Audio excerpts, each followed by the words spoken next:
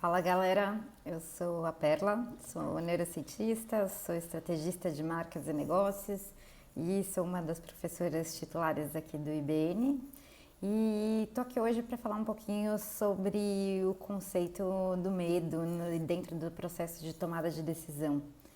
O que impacta o medo em nossas vidas num momento onde a gente está vivendo um estado coletivo até de pânico, eu diria, onde extrapola um pouquinho a sensação, né, do medo no sentido positivo e entra no processo de pandemia mesmo emocional, onde todos nós acabamos entrando em uma certa paranoia que leva a gente a ter mais dificuldade ainda de tomar boas decisões, porque o medo, quando ele extrapola a linha, né, do benefício que ele tem para a nossa vida, que é a nossa proteção, ele começa a entrar num estágio de neurose, um estágio onde faz com que a gente não enxergue a realidade de uma forma plena, né? Onde a gente tenha uma certa visão deteriorada do que está acontecendo realmente e a gente supervalorize as coisas negativas, né? Num processo de estado de alerta, de vigilância.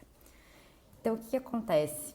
Quando a gente vive situações como essa, onde a nossa sobrevivência está em sensação de risco para todos nós, né? Então, por quê? Porque estamos falando de doença, então doença é risco de vida. E mais do que isso, quando a questão toda acaba atingindo a saúde econômica do país, onde a gente começa também a ter outro tipo de medo, que é a sobrevivência no sentido de necessidades básicas, né? Que é a necessidade de ter dinheiro para sobreviver. Então, começa a afetar a nossa capacidade de tomar decisões também.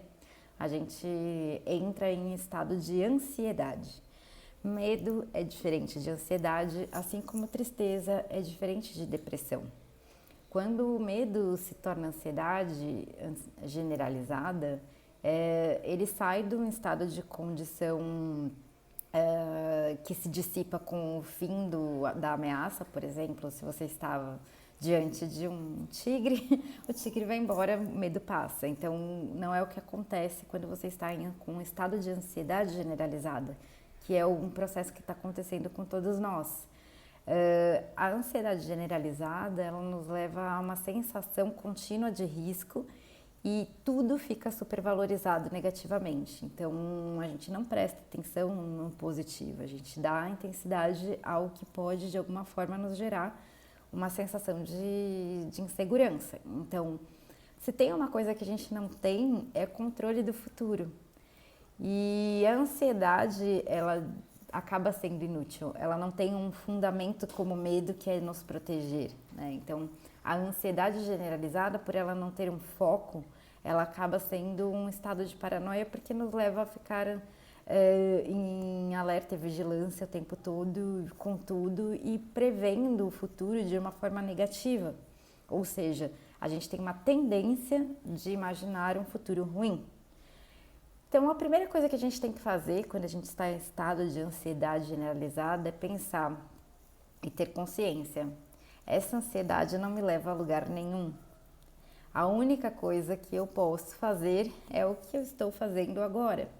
Se não há como resolver, se não há que pensar em termos de solução imediata, eu não tenho o que fazer, então eu tenho que soltar, aceitar e me jogar na situação da forma mais positiva possível, porque a negatividade não nos ajuda a tomar boas decisões e ter a criatividade em ação. Então, a nossa mente criativa, ela depende muito da nossa capacidade de estar desestressado, de estar livre da intensidade do estresse. E o medo gera um processo de estresse, estado de vigilância, que não nos permite sermos criativos. E aí isso dificulta o processo de sair da própria crise, porque a gente não vê saída, a gente entra em desespero.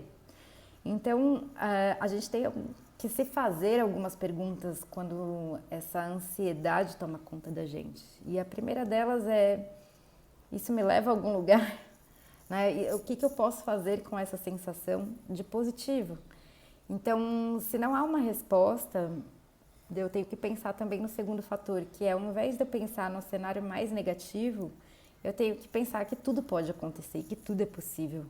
E se tudo é possível, por que eu vou me apegar no cenário mais negativo? Então, nada é certo nessa vida, nascer a morte, isso a gente sabe. Então, o que a gente faz durante esse período que a gente pode executar algo, que é o momento que a gente está vivo, que a gente está aqui com possibilidades, sim, de fazer uma mudança drástica de comportamento, até econômica no mundo. E se todo mundo está passando por um problema que você também está passando, você não está sozinho, né? Então, a segunda coisa que a gente tem que pensar é: sempre há a quem pedir ajuda, sempre terá alguém para te ajudar.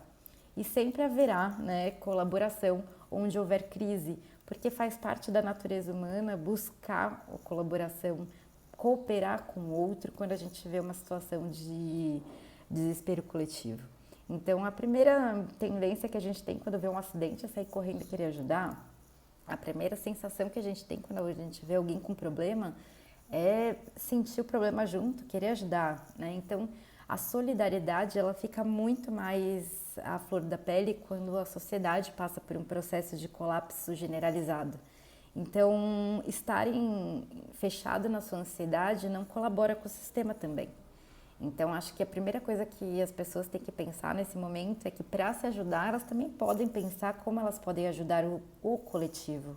E isso serve para tudo, inclusive para quando a gente fala de estratégia de marcas e negócios. Então,